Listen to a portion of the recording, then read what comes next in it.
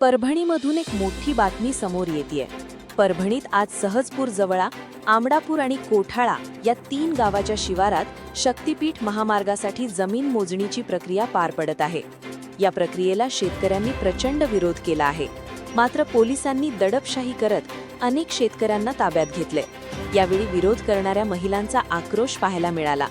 आक्रोश करणाऱ्या महिलांना ताब्यात घेताना एका महिलेचे मंगळसूत्र तोडले आहे, तर एका शेतकऱ्याने अंगावर पेट्रोलही ओतून घेतले। मात्र शेतकऱ्यांचा हा विरोध पोलिसांनी मोडीत काढला आणि महसूल, भूमी अभिलेख आणि इतर विभागाच्या अधिकाऱ्यांनी मोजणीला सुरुवात केली आहे। प्रतिनिधी राहुल ढबाले, एकमत डिजिटल, परभणी। एकनाथ शिंदे साहेबांना आम्हाला मतदानाच्या अगोदर सांगितलं होतं की बाबा तुमचा शक्तीपीठ महामार्ग रद्द करू। त्यावेळेस आम्ही सर्वांनी सहमतीने सर्वांना मतदान केलं, सर्व आमदार निवडून आले। त्याच्यानंतर आता याच्या निवडणुका झाल्या, जिल्हा परिषद झाल्या, जिल्हा परिषद निवडणुका संपल्या की आचारसंहिता संपल्यानंतर सुरू केली यांनी डायरेक्ट मोजणीच्याच तारीखा डिक्लेअर करून टाकल्या। सरकारचं धोरणच आहे की शेतकऱ्याचं मरण, हे मन आज सिद्ध झालंय। कारण की कोणती जर वस्तू जरी घ्यायची असते त्याची वस्तू म्हणजे त्याची किंमत ठरवली जात असते।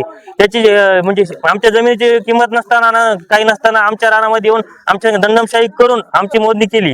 म्हणजे हे आम्हाला आता आम्ही पोलीस प्रशासनाला आम्ही न्याय मागायला घेतो की आम्हाला प्रोटेक्शन द्या म्हणून।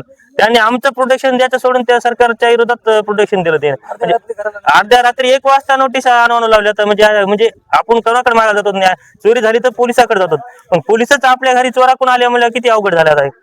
हे आज आम्हाला सिद्ध करून दाखवले की सरकारचं मरण म्हणजे शेतकऱ्याचं मरण म्हणजे सरकारचं धोरण हेच आहे। त्यांची शेती मालकीची त्यांना पोलिसवाले घेऊन गेले। त्यांना गावामध्ये पाहुणा जरी आला तरी त्याला गावात एंट्री नाही।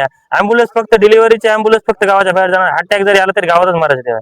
अटॅक आला तरी म्हणजे ऍक्सिडेंट झाल्यानंतर आपण येतो ना दवाखान्यामध्ये, तसं नाही यायचं धोरण। ऍक्सिडेंट झाल्या तर जागाच मरू द्या म्हणजे आजचे दिवस फक्त। काय सांगावं सरकारला आमचा जाहीर निषेध आहे आमचा। आम्ही विरोध शक्तीपीठाला कायमस्वरूपी राहणार। आजची मोदी जी झालेली आहे का ती आम्हाला मान्य पण नाही आहे आणि हे आमचं म्हणजे शक्तीपीठा म्हणजे आम्ही विरोध राहणार।